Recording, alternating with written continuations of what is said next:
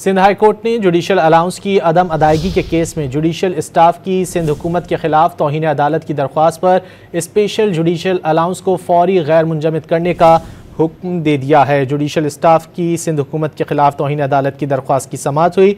अदालत का special judicial allowance को फौरी गैर मुंजमद करने का हुक्म सामने आया। अगर अमल दरामद ना किया गया तो सेक्रेटरी फाइनेंस ज़ाती हैसियत में पेश हों। अदालत की जानिब से ये कहा गया। सिंध हाई कोर्ट में जुडिशल अलाउंस की अदम अदायगी का केस आज ज़ेर समाअत आया। जुडिशल स्टाफ की सिंध हुकूमत के खिलाफ तौहीन अदालत की दरख्वास्त की समाअत हुई। अदालत के स्पेशल जुडिशल अलाउंस को फौरी गैर मुंजमद करने का हुक्म। अगर अमल दरामद ना किया गया तो सेक्रेटरी फाइनेंस ज़ाती हैसियत में पेश हों। अदालत की जानिब से ये कहा गया। सिंध हाई कोर्ट में जुडिशल अलाउंस की अदम अदायगी का केस आज ज़ेर समाअत आया। जुडिशल स्टाफ की सिंध हुकूमत के खिलाफ तौहीन अदालत की दरख्वास्त की समाअत हुई। अदालत के स्पेशल जुडिशल अलाउंस को फौरी गैर मुंजमद करने का हुक्म।